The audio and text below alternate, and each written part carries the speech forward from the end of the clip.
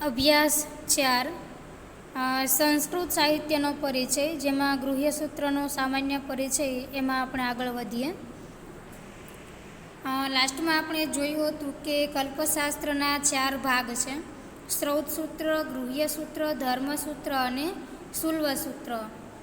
આમાંથી શ્રૌત સૂત્ર કે જેમાં પ્રતિદિન કરવામાં આવતા અગ્નિહોત્રથી લઈને અમુક વિશેષ નિમિત્તે કરવાના થતા યજ્ઞો કેવી રીતે કરવા એ બતાવવામાં આવ્યું છે. અગ્નિહોત્ર એટલે શું? તો કે અગ્નિમાં આહુતિ અર્પણ કરી અને કરવામાં આવતી ઈશ્વરીય ઉપાસના, જેમને અગ્નિહોત્ર કહેવાય છે. અને બીજું કે યજ્ઞો કેવી રીતે કરવા, આમની વિધિ પણ શ્રૌત સૂત્રમાં બતાવેલ છે. ગૃહ્ય સૂત્રમાં ગૃહસ્થે ઘરમાં જે ધાર્મિક ક્રિયાઓ કરવાની હોય છે એમનો અને સંસ્કાર વિધિના વિધિ વિધાનોનું માર્ગદર્શન કરવામાં આવ્યું. હવે ગૃહસ્થે એટલે શું? તો કે આપણે બધા ગૃહસ્થીઓ કહેવાય, કારણ કે આપણે સામાજિક પ્રાણી છીએ, પરિવાર સાથે રહેનારા છીએ અને ગૃહમાં સ્થાયી છીએ. એટલે આપણે જે કોઈ ધાર્મિક ક્રિયાઓ કરવાની આવે છે એ કેવી રીતે કરવી, બીજા 16 પ્રકારના જે સંસ્કારો છે તો એમની પણ વિધિ વિધાનોનું માર્ગદર્શન આપણને ગૃહ્ય સૂત્રમાંથી મળે છે. ધર્મસૂત્રમાં સમાજ અને રાજ્યને લગતા વિધિ નિયમને લગતી બાબતોનું વર્ણન છે. ધર્મસૂત્રની અંદર સમાજ એટલે આપણે બધા અને રાજ્યને લગતા જે કાયદા કાનૂન છે એમને લગતી બાબતોનું વર્ણન આપણને ધર્મસૂત્રમાંથી મળે છે, જેમને આચાર શાસ્ત્ર પણ કહેવાય છે. માણસના વ્યક્તિગત કર્મો અને સામાજિક કર્તવ્યોને લગતી બાબતોનો નિર્દેશ પણ ધર્મસૂત્રમાંથી મળે છે. એટલે કે સામાન્ય પ્રજાએ કેવા પ્રકારનું આચરણ કરવું, રાજ્યના વિકાસ માટે શું કરવું જોઈએ, રાજાનું આચરણ કેવું હોવું જોઈએ, આ તમામ બાબતોનું વર્ણન ધર્મસૂત્રમાંથી મળે છે. ધર્મસૂત્રોના આધારે સમય જતાં સ્મૃતિશાસ્ત્રોની રચના થઈ છે. મનુસ્મૃતિ, યાજ્ઞવલ્ક્ય સ્મૃતિ, પરાશર સ્મૃતિ, વશિષ્ઠ સ્મૃતિ, આ જે સ્મૃતિ ગ્રંથો છે જેમની અંદર રાજા કેવો હોવો જોઈએ, રાજાનું આચરણ કેવા પ્રકારનું હોવું જોઈએ, પ્રજાનું આચરણ કેવું હોવું જોઈએ, આ તમામ બાબતોનો સમાવેશ થાય છે. શુલ્વ સૂત્ર એક રીતે તો ગણિત શાસ્ત્રીય વૈજ્ઞાનિક ગ્રંથ છે. આમાં યજ્ઞકુંડ અને યજ્ઞશાળા બનાવવા માટે માર્ગદર્શન પૂરું પાડવામાં આવેલ છે કે યજ્ઞકુંડ અને યજ્ઞશાળા કઈ જગ્યાએ બનાવવા જોઈએ, કઈ દિશામાં રાખવા જોઈએ, એમનું મુખ, વળી એમની લંબાઈ, પહોળાઈ વગેરે બાબતોનું વર્ણન શુલ્વ સૂત્રમાં જોવા મળે છે.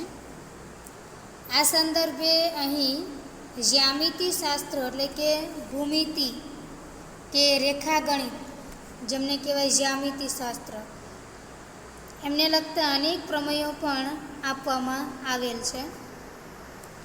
આમાંથી ગૃહ્ય શાસ્ત્ર અનેક કારણોથી મહત્ત્વનું છે. આપણે જે વાત કરવાની છે એ ગૃહ્ય શાસ્ત્રની, તો આ ગૃહ્ય સૂત્રોનો સંબંધ ગૃહસ્થ જીવન સાથે છે.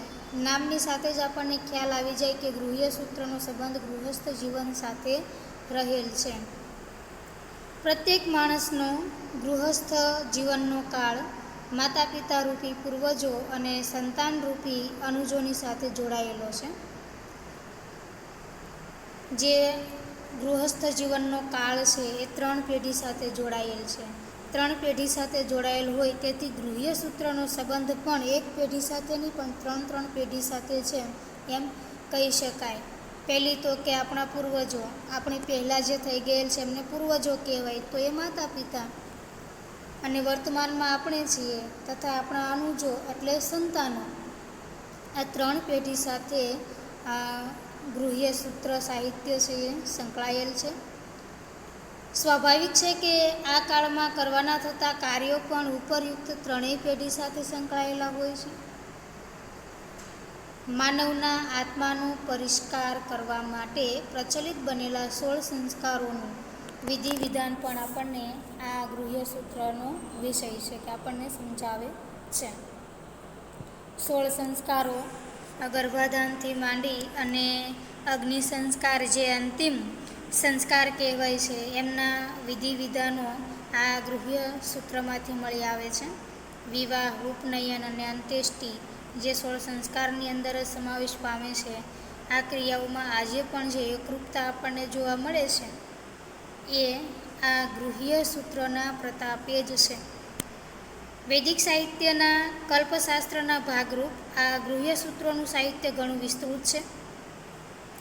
પરંતુ આજે ઋગ્વેદના 3, યજુર્વેદના 1+9, સામવેદના 5 અને અથર્વવેદનું 1 એમ કુલ મળી 19 જેટલા ગૃહ્ય સૂત્ર આજે વર્તમાન સમયમાં ઉપલબ્ધ છે.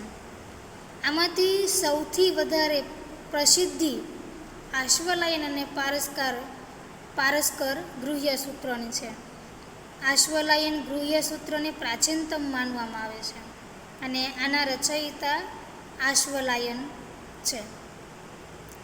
આમાં ખૂબ જ સરળ રીતે સંસ્કારોનો વિધિ ઉપદેશવામાં આવ્યો છે. પારસ્કર ગૃહ્ય સૂત્રના રચયિતા વળ્યાચાર્ય પારસ્કર છે. જો આશ્વલાયન ગૃહ્ય સૂત્ર છે તો એ પણ એના કર્તાના આધારે જ તેનું નામ પડ્યું. આશ્વલાયનના કરતા તો કે આશ્વલાયન, પારસ્કર ગૃહ્ય સૂત્રના રચયિતા તો આચાર્ય પારસ્કર, જેમનો સમય ઈસવીસન પૂર્વે 2જી શતાબ્દીનો મનાય છે. જો ખાસ યાદ રાખવાનું છે કે ઈસવીસન પૂર્વે લખેલું છે, 2જી શતાબ્દીનું. આમાં 3 કાંડ છે. દરેક કાંડનું આંતરિક વિભાજન કંડિકાઓમાં છે. એટલે કે આંતરિક કાંડ અને કાંડની અંદર પાછી કંડિકાઓ છે અને ત્રણેય કાંડમાં મળી અને કુલ 51 જેટલી કંડિકાઓ આપણને જોવા મળે છે. તો મિત્રો, આ રીતે આપણે અહીંયા ગૃહ્ય સૂત્રનો સામાન્ય પરિચય મેળવ્યો. આજનો અભ્યાસ અહીં સુધી રાખીશું. અસ્તુ.